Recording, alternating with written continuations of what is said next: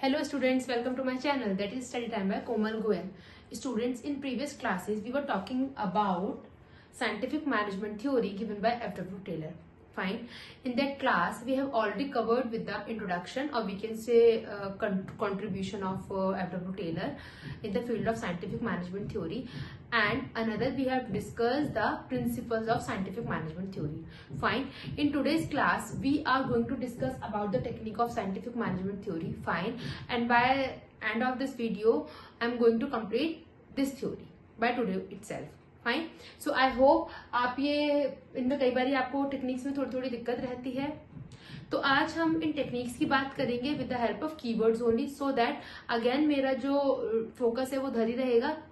You will be able to understand the concept. I am not going to make you ratification for that कि आप ये इसमें रट लो. No, I am going to clear your concept. ठीक है, so that आप उन concept के through you will able to understand the topic अच्छे से, so that you will able to answer MCQs in the examination. Fine. So अगर आपकी topic पे बेटा एक बार अंडरस्टैंडिंग बन जाती है, so I am damn sure कि आपको उस टॉपिक से रिलेटेड कितना भी इनडायरेक्टली क्वेश्चंस दे दिए जाएं, कितना भी इनडायरेक्टली आपको केस स्टडीज दे दी जाए, तो you will be able to answer all the questions. Fine. So let's start with the today topic, that is techniques of scientific management theory given by F.W. Taylor. Right? चलिए starting से चलते हैं. यहाँ पे 8 techniques हैं. ठीक है, एक एक करके सबकी बात करेंगे और आज इस टॉपिक को वाइंड अप करेंगे. Let's start with the functional फॉर्मेशनशिप.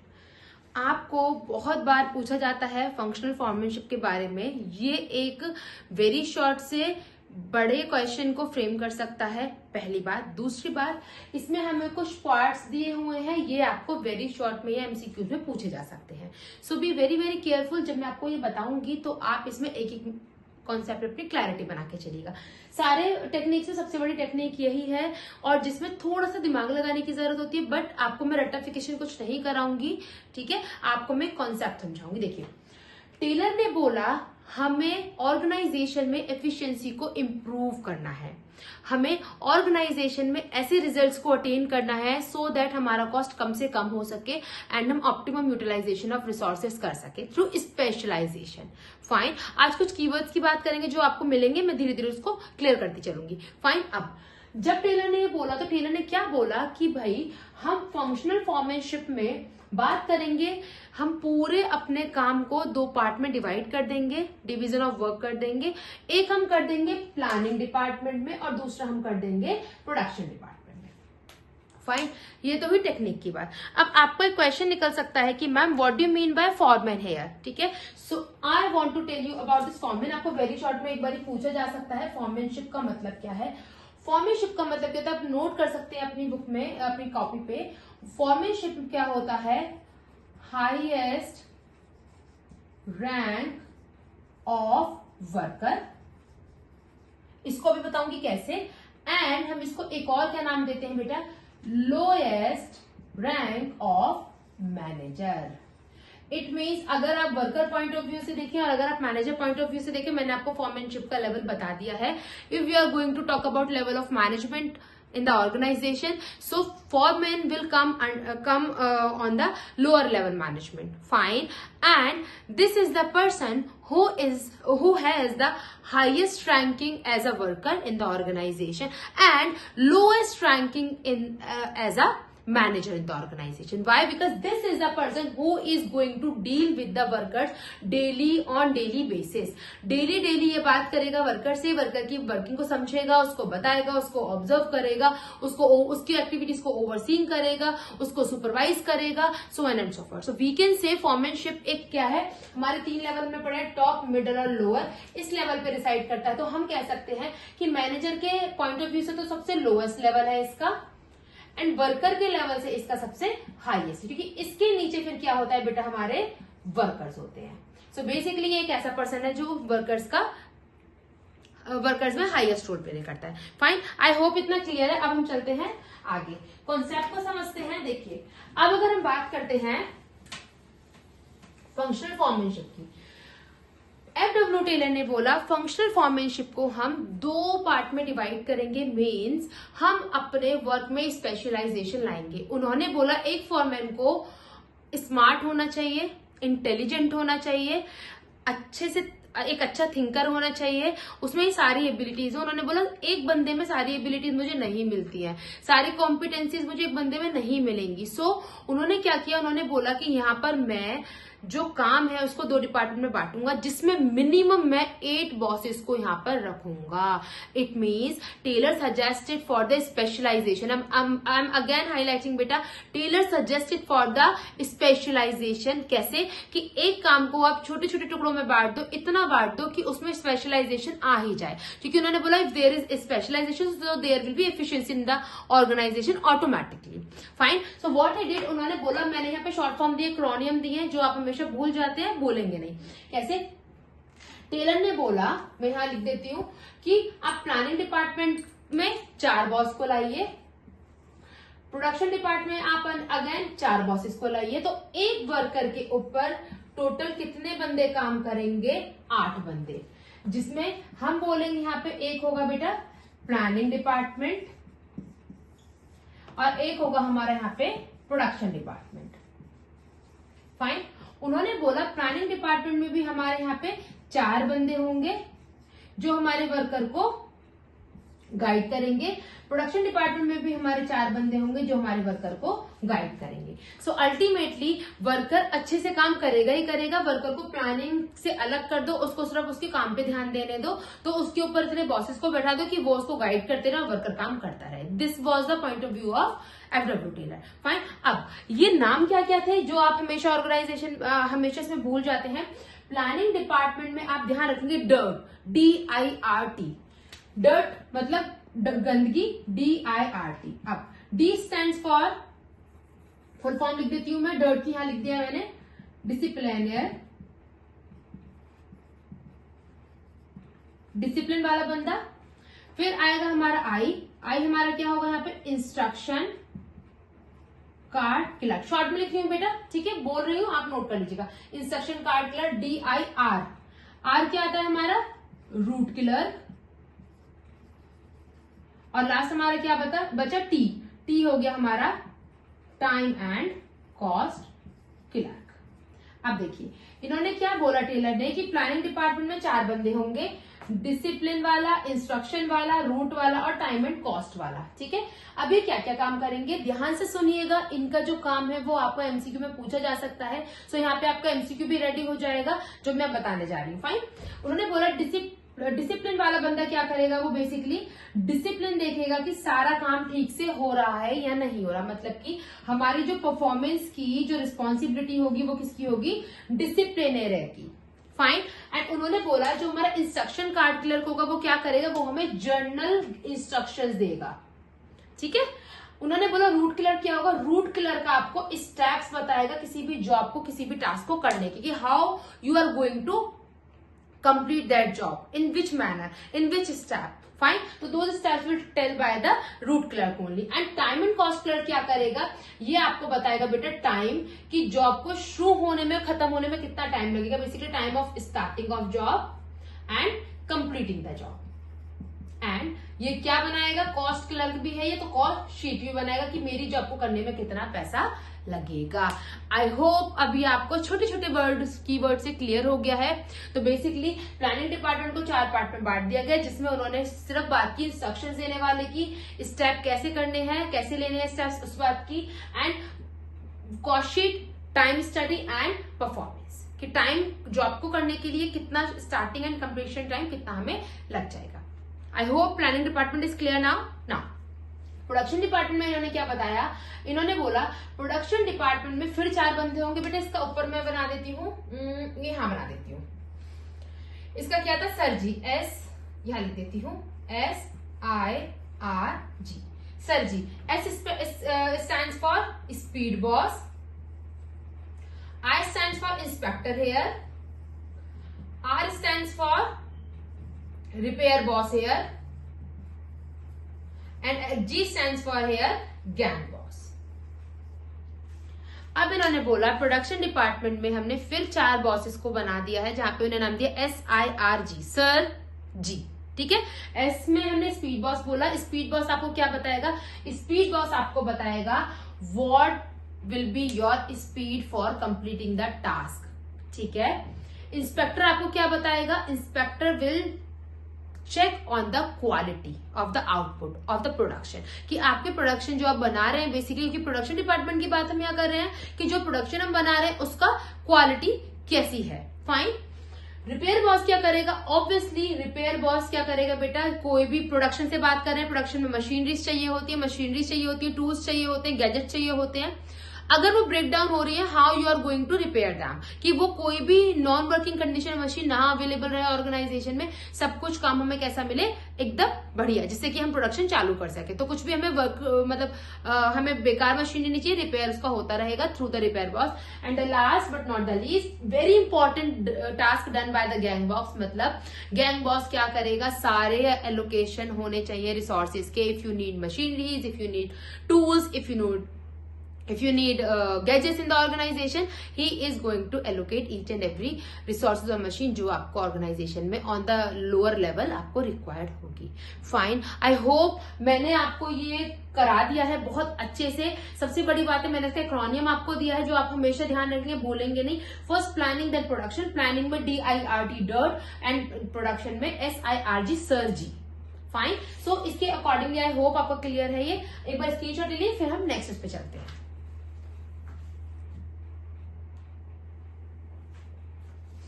चलिए, आई होप बेटा you have taken the screenshot now.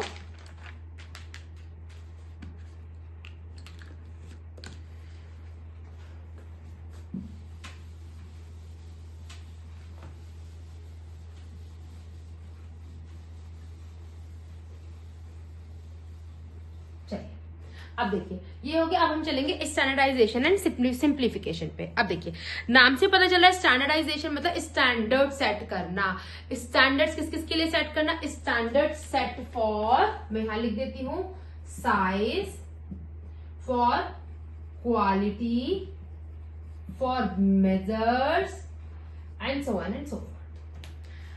Taylor ने बोला आप टाइम वेस्ट मत करो, time is very important. Fine, try करो कि आप उसमें स्टैंडर्ड सेट कर दो कि आपका स्टैंडर्ड सेट है, एक बेंचमार्क सेट है ना, तो आपको और कुछ करने की जरूरत नहीं है। अगर आप बारी बारी इसमें हिट एंड ट्रायल करेंगे तो ये आपका टाइम एंड कॉस्ट बहुत ज्यादा लेगा, जिसकी वजह से आपकी एफिशिएंसी कभी भी ऑर्गेनाइजेशन में इंप्रूव नहीं हो पाएगी। So how you can efficient in the organization, how you can bring the efficiency in your workers through the standardization and simplification of work. कैसे?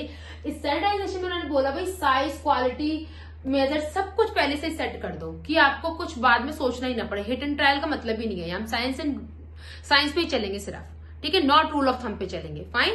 तो उन्होंने क्या किया, not rule of thumb, only science. So उन्होंने standardisation की बात की, पहली बात। दूसरी बात उन्होंने क्या बोला बेटा, सिंप्लीफिकेशन ऑफ वर्क। सिंप्लीफिकेशन मतलब सिंप्लीफाई कर देना चीजों को। How you are going to simplify the thing in the factory, in the organization, you are going to simplify the things by, very important MCQ में आता है, रिड्यूसिंग प्रोडक्ट लाइन्स। इसका मतलब आप प्रोडक्ट लाइन को बहुत ज्यादा मत बनाओ, उसको सिंप्लीफाई रखो। अगर आप एक ही प्रोडक्ट डिफरेंट वेट्स में दे रहे हो, यहाँ पे आप मेजर के साथ साथ आप क्या वेट्स भी लिख सकते हो, डिफरेंट वेट्स में दे रहे हो, डिफरेंट क्वालिटी में दे रहे हो, डिफरेंट साइज में दे रहे हो, तो कहीं ना कहीं आपके ऑर्गेनाइजेशन में ज्यादा मशीनरी चाहिएगी, ज्यादा लेबर चाहिएगी, ज्यादा आपको टाइम लगेगा। तो आप ऐसा मत करो, आप उसको सिंप्लीफाई करके चलो, ज्यादा प्रोडक्ट लाइन मत एक्सटेंड करो, इसको मिनिमल रहने दो और उसी पे काम करो। सो एफिशिएंसी अपने आप आएगी। एंड वेरी वेरी इंपॉर्टेंट एक एमसीक्यू पूछा गया है आपके यहाँ पर प्रीवियस ईयर में, जहां पे ये पूछा जाता है आपको कि मेंशन कर लीजिएगा,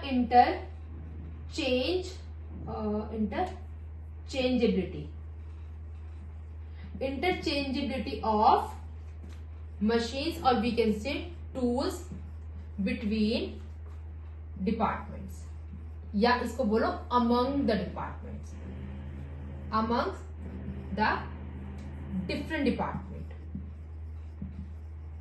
वेरी इंपॉर्टेंट, ये एमसीक्यू पूछा था है, जिसमें हम कीवर्ड की बात करेंगे, interchangeability of tools among the different departments. Why beta? If you have tools, if you have machineries, so you need to share them with other departments also. Why? Because अगर मैं एक डिपार्टमेंट के लिए एक tool ला के रखूं, same tool मैं दूसरे डिपार्टमेंट के लिए ला के रखूं, तो ultimately it will high the cost, है ना. So why I am going to make my cost high, है ना. Because when I am talking about the efficiency, so I need to do my work in less cost. So how I can do that? Through the interchangeability of my resources in the different departments of my organization. Fine. So I hope ये आपको पूरा point clear, जहां पे हमने keywords की बात की है बेटा, मैंने स्टैंडर्डाइजेशन अलग से समझाया आपको, सिंप्लीफिकेशन अलग से समझाया है, एंड इन दोनों को क्लब करके जो ये वाला पॉइंट निकला इंटरचेंजेबिलिटी, ये मैंने आपको अलग से बताया. Fine. I hope this is clear to you. Fine. तो please note it down and again next technique पर चलते हैं. चलिए, अब आता है मेथड स्टडी. अब छोटी छोटी स्टडीज हैं, जो बड़ी बड़ी स्टडीज थी वो हमने ऑलमोस्ट निपटा ली है. ठीक है. चलिए, मेथड स्टडी क्या कहती है, नाम से ही पता चल रहा है. मेथड, मेथड का मतलब बेटा best method to do any task, to do any job in the organization. If you are finding your best method previously, पहले से ही you are completely prepared to use that method in your work, in your job, in your task, so ultimately you will be efficient worker. Fine. So there should be best method. क्यों? क्योंकि फिर मैं वही बात repeat करूंगी. Taylor ने बोला हम हिट एंड ट्रायल पे काम नहीं करेंगे, हम तो भैया पहले से स्टैंडर्ड सेट कर देंगे. This is the best method for doing this task. You have to do the task according to that method only, and don't use your method, use that best method which I have already mentioned, which I have already set as an standard, as an benchmark. Fine. Next, motion study क्या कहती है? Motion study कहती है, यहां पे हम बात करेंगे, कीवर्ड है, note it down, movements. Movements of whom? Of workers.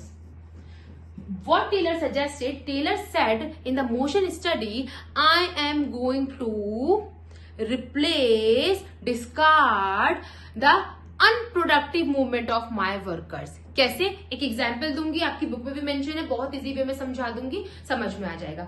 उन्होंने बोला एक्स्ट्रा जो मूवमेंट्स है उसको हटाइए, जो प्रोडक्टिव मूवमेंट्स है ओनली उन्हीं को आप यूज कीजिए. कैसे? फैक्ट्री में एक बंदा है, वो काम कर रहा है, उसका टूल बॉक्स उसकी टेबल के नीचे रख दिया है, तो जैसे जैसे वो टूल सेट कर रहा है फैक्ट्री में, वो झुक रहा है, फिर एक टूल उठा रहा है, फिर लगा रहा है, फिर वो झुक रहा है, फिर उसको उठा रहा है, फिर लगा रहा है, फिर सो and so forth. What was that? Basically, those were the unproductive movements of that labor, because वो बार बार बैंड होगा, बार बार उसके एफर्ट्स लग रहे हैं, एंड जितनी देर में वो एक पेज के साथ दूसरा पेज सेट कर सकता है, तो उसको बारी बारी झुकना पड़ रहा है. This will not work and it will never be efficient for my organization. So what Taylor suggested कि आप unproductive movements को productive movements में convert करो, या जो unproductive movements है उनको आप हटा दीजिए, discard कर दीजिए. And how it will possible according to this example? अगर आप वो टूल बॉक्स उसके टेबल के नीचे ना रख के, अगर आप वो टूल बॉक्स उसकी टेबल के ऊपर रखते हैं, या जहां वो बंदा एग्जैक्टली काम कर रहा है उसके पास में वो टूल बॉक्स स्टूल पे रखवा दीजिए. सो it will be better, and उसके जो अनप्रोडक्टिव मूवमेंट्स है वो उसके प्रोडक्टिव मूवमेंट्स में कन्वर्ट हो जाएंगे, क्योंकि उसको बार बार बैंड होने की जरूरत नहीं पड़ेगी, वो बार बार अपना ऐसे उठाया, ऐसे लगाया, ऐसे उठाया, ऐसे लगाया. So it will be good for that worker. Fine. So basically this is the role of motion study. Fine. Given by the FW Taylor. Next, time study suggest. Again बताते हैं टाइम स्टडी के बारे में क्या किया. Again note the keywords बेटा. Time study में FW Taylor ने बोला स्टॉप वॉच लेकर आप परफॉर्मेंस देखिए, किसकी? बहुत ध्यान से सुनना, एवरेज वर्कर की, और उसका एवरेज टाइम नोट कीजिए, note it down on the paper and set this time as standard.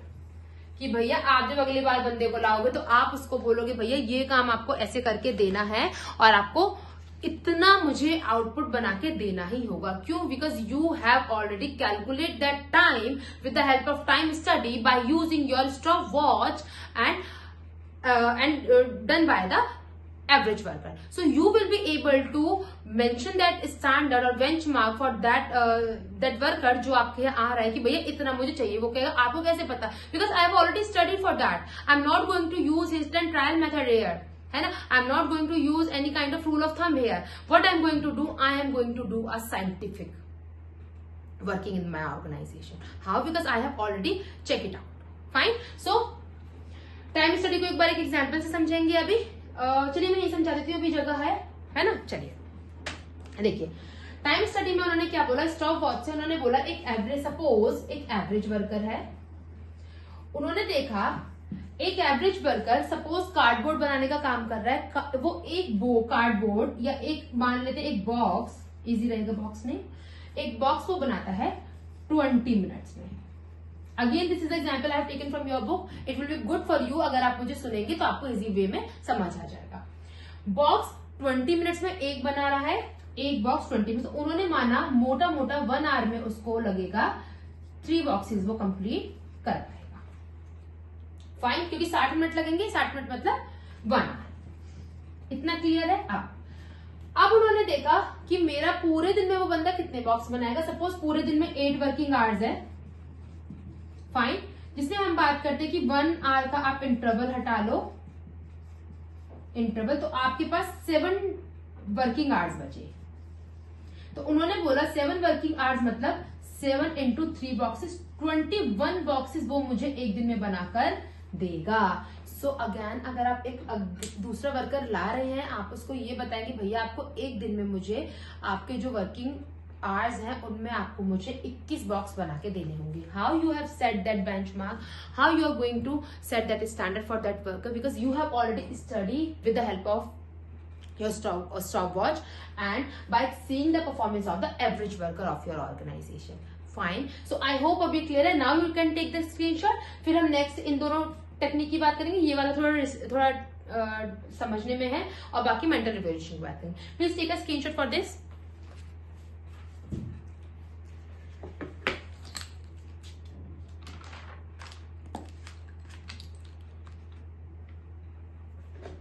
चलिए, I hope you have taken the screenshot. अब चलते हैं. हाँ, नेक्स्ट. बहुत इजी है ये टेक्निक्स. हमें कई बार लगता है दीज आर वेरी मतलब very much tough, but this is not like that. अगर आप कॉन्सेप्ट को क्लियर करते चलेंगे, आई होप आप कभी भी इनको नहीं भूलेंगे. You can mark my words, you will be able to reply answer each and every kind of questions जो भी इस टॉपिक से पूछे जाएंगे. फाइन, चलिए अब हम बात करते हैं बेटा फटीग स्टडी की. Very very important. अगेन मैं बोलूंगी ये स्टडीज बहुत इंपॉर्टेंट रोल प्ले करती है from the point of view examination. तो ध्यान से सुनिएगा, कीवर्ड्स पे ध्यान दीजिएगा. फटीग स्टडी क्या कहती है? इसको हम बोलते हैं, फटीग का मतलब होता है आप लोग जानते होंगे थकान. ऑर्गेनाइजेशन में ये देखा जाता है, एक टेलर ने ये बात की है सिर्फ ऑर्गेनाइजेशन में एफिशिएंसी को इंप्रूव करने की, कि वर्कर की एफिशिएंसी को कैसे हम इंप्रूव कर सकते हैं. तो टेलर ने ये बोला कि मैं अगर फटीग स्टडी की बात करूंगा तो कहीं ना कहीं मेरा वर्कर अगर कॉन्टिन्यूसली काम करेगा, सो ही और she will not be in the position कि वो लंबे टाइम तक काम कर सके. रादर देन अगर मैं उसको इंटरवल्स दूंगा, बीच में गैप्स दूंगा, ब्रेक्स दूंगा, सो कहीं ना कहीं उसकी एफिशिएंसी इंप्रूव हो जाएगी. ये स्टडी हो चुकी है. फाइन. अब फटीग स्टडी में क्या बोला एफडब्ल्यू टेलर ने? एफडब्ल्यू टेलर ने बोला मैं 3 पॉइंट पे काम करूंगा. सबसे पहली बार मैं अपने बंदे को इंटरवल दूंगा, ब्रेक्स दूंगा. कब? In between the work. जैसे मैंने प्रीवियस एग्जाम्पल में बात की, 8 घंटे हमारे पूरे दिन के हैं, 1 घंटा मैंने इंटरवल की निकाल दी. अब उन्होंने उस इंटरवल को कैसे सेट किया देखिएगा. उन्होंने बोला सबसे पहले मैं ये देखूंगा how many intervals my worker need. ठीक है. दूसरा frequency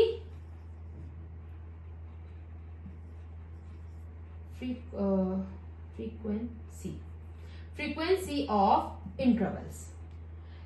कितनी कितनी देर पे मुझे इंटरवल देना है. And the last point, how much time for each interval. आई बात समझ में? फटीग स्टडी में टेलर ने बोला अपने वर्कर को लगातार काम मत कराओ, उनको इंटरवल प्रोवाइड करो, उनको ब्रेक्स दीजिए। अब ब्रेक्स देने के लिए भी आपको थोड़ी स्टडी करनी पड़ेगी, बिकॉज उन्होंने बोला हिट एंड ट्रायल पे हम नहीं जाएंगे, हम बाय विश नहीं करेंगे कि अच्छा थक गए जाओ इंटरवल ले लो, जाओ अच्छा फिर थक गए फिर इंटरवल नो, बिकॉज टेलर ने भी ये भी बोला है हिट एंड ट्रायल मेथड पे हम काम नहीं करेंगे। हम किस पे काम करेंगे बेटा, हम काम करेंगे अपने साइंटिफिक मेथड पे।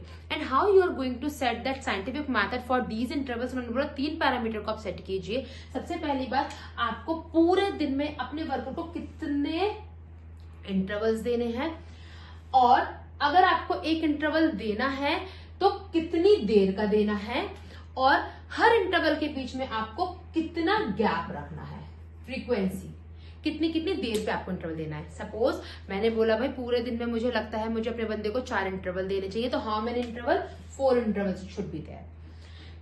कितनी कितनी देर का देना चाहिए, ठीक है, सपोज 10 मिनट्स का सफिशियंट है। कितनी कितनी देर पे देना चाहिए, सपोज हर 2 घंटे के बाद मैं उनको इंटरवल दूंगा। सो this is basically fatigue study by which we can say 3 parameters were covered over here. Fine, please take a screenshot. चलिए, I hope you have taken the screenshot. Now talk about differential piece-based system.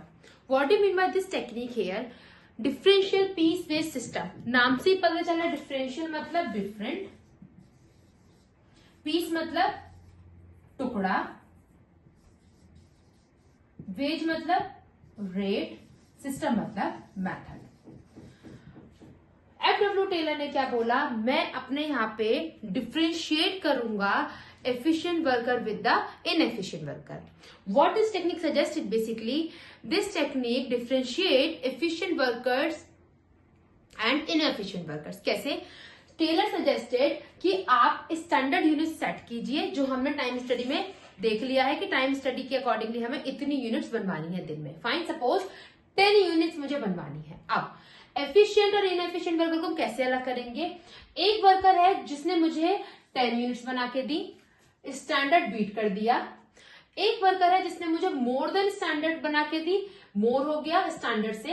And एक worker है जिसने मुझे below बना के दी 8 units. अब what Taylor suggested इनका जो रेट है पेमेंट का उसको डिफर कर दीजिए। If you are going to beat the target, if you are going to complete the target, so you will be pay by 50 per unit.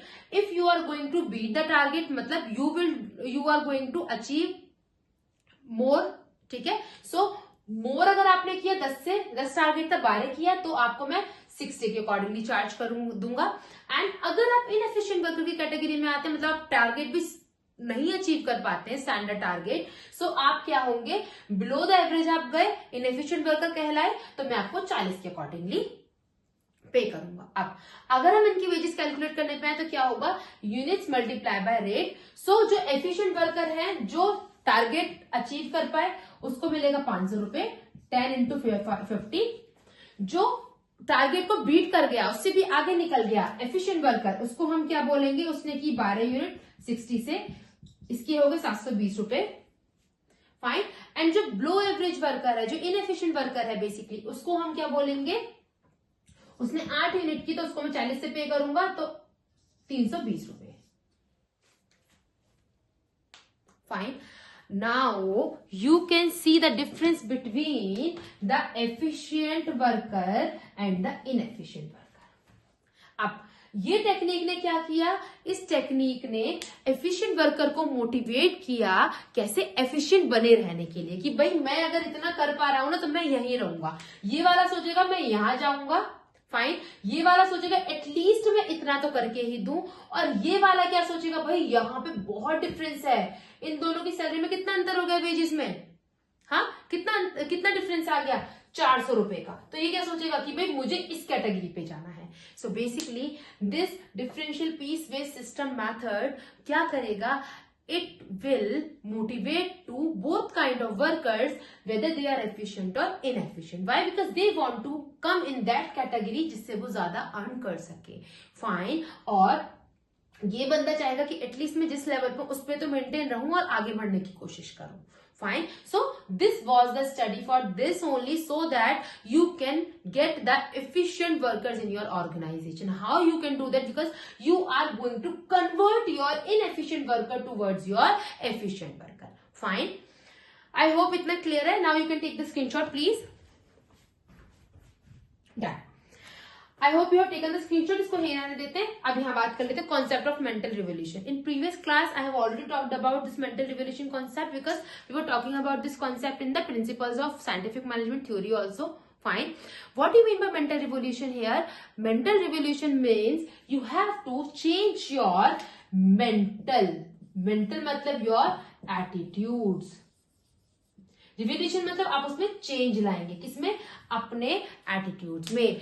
अब किसकी बात हो रही है यहाँ पे बात हो रही है बेटा बोथ द पार्टीज की. Whether you are thinking about manager or you are talking about worker in the organization, they both need to change their attitudes toward each other. Why? Because they need to be very, very positive towards each other so that they can come together and can do the wonders in the organization. How it is possible? When they have the positive thinking in the positive thinking towards each other. कैसे? कई बार organisation में क्या होता है कि manager समझता है मेरे वर्कर्स कंप्लेनिंग है, वो काम नहीं करने वाले हैं, वो सिर्फ ऐसे ही बहाना बनाते हैं हर चीज का.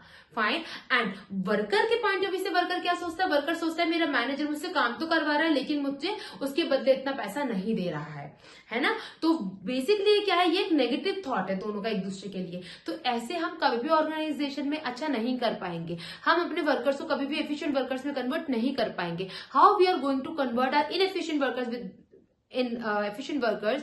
How we can do that if we have the positive mindset. Fine. Again आपका क्वेश्चन आ सकता है मेंटल रिवोल्यूशन किसके लिए इंपॉर्टेंट है for the point of view of management और वर्कर्स, और बोथ ए एंड बी और none of the above. Your answer will be both A and B because it should be implement in both the parties. Fine. So I hope I have covered all the techniques here. I hope this is very very clear to you. मैंने एक एक technique को लेके आपको बहुत detail में समझाया है. मेरा रीजन यही रहा है कि मैं आपकी अंडरस्टैंडिंग बढ़ाऊं कॉन्सेप्ट पे, क्योंकि हमेशा मुझे देखने को मिलता है बच्चों को इस टॉपिक में बहुत कंफ्यूजन रहता है. फाइन. सो आई होप कि आपको यहाँ पे बहुत कुछ समझ में आया होगा. मैंने ऑलमोस्ट बेटा हर टेक्निक का आपको हर कीवर्ड समझा दिया है और आपको बता दिया क्या सिनोनिम हम यूज कर सकते हैं, सो दैट आप उसे देखेंगे तो आप रिप्लाई कर पाएंगे इजीली. फाइन. सो आज के लिए इतना ही रखते हैं. आई होप आपको समझ में आया होगा. Still you have any kind of if and but in this topic, you can comment me in the comment box and you can tell me also कि मैम नेक्स्ट टॉपिक प्लीज ये वाला ले आइए, तो I will work on that also. Fine. And thirdly मैं techniques मैंने कर दी है. साइंटिफिक मैनेजमेंट थ्योरी हमारे यहाँ खत्म हो गई है. नेक्स्ट क्लास में मैं इसके 2-3 आपको एमसीक्यूज होंगे जो इंपॉर्टेंट होंगे, मुझे लगेगा इनडायरेक्टली पूछे गए हैं, जिसको आप रिप्लाई करने में थोड़ा सा कंफ्यूज हो सकते हैं. सो आई discuss those MCQs with you in the next class, and in the next class we are going to start with a new topic. And आज के लिए इतना ही काफी है. Thank you so much guys for watching in. Take care. Bye bye. Thank you.